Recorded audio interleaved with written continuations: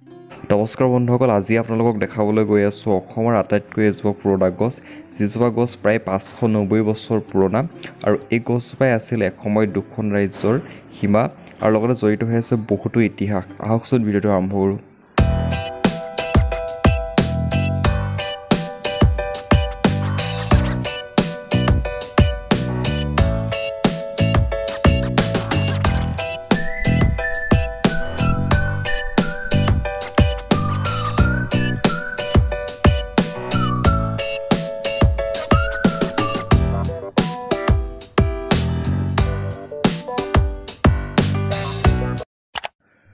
বৰ্তমান মই আছোঁ শিৱসাগৰ টাউনৰ পৰা প্ৰায় 28 কিলোমিটাৰ দূৰত অৱস্থিত বকথা জবলাটিং অঞ্চলত থকা বাখৰ বেঙেনা, যিজোপা প্ৰায় 590 বছৰ পুৰণা গছ।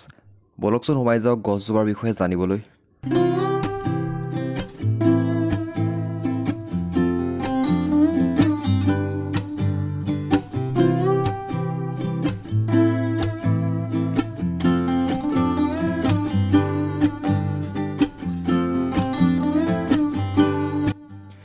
এই বিস্ময়িক বৃক্ষ বাখৰ বেঙেনাজোপাৰ ওপৰত লক্ষ্ণৌৰ DSIP ৰিচাৰ্চ চেণ্টাৰটোৰে বৈজ্ঞানিকভাৱে পৰীক্ষা কৰি 2014 চনত এই গছজোপাৰ বয়স প্ৰায় 580 বছৰ বুলি জানিবলৈ দিছিল আৰু বৰ্তমান যিহেতু 2024 চন, গতিকে এই গছজোপাৰ বয়স প্ৰায় 590 বছৰ।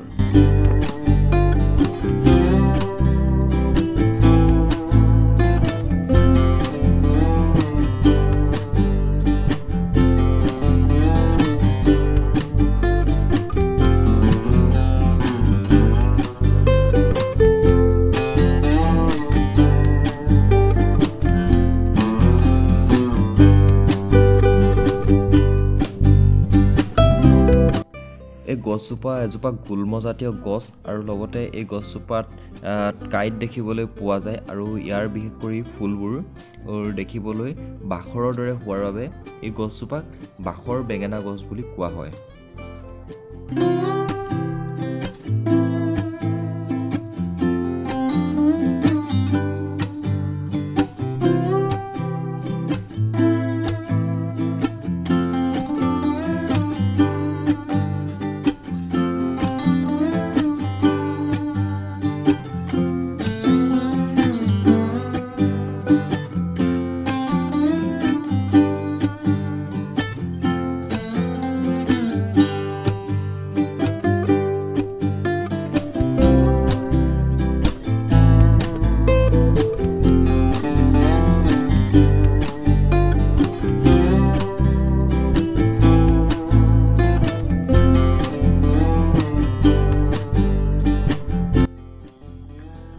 আৰু এটা ইতিহাস জড়িত হৈ আছে এই গছজোপাৰ লগত। বিশেষকৈ মানুহে কোৱা মতে দুখন ৰাজ্যৰ সীমা হিচাপে আছিল এই গছজোপা। আহোম ৰাজ্য আৰু চুতীয়া ৰাজ্যৰ সীমা হিচাপে এই বাখৰ বেঙেনা গছজোপা আছিল বুলি কোৱা হয়।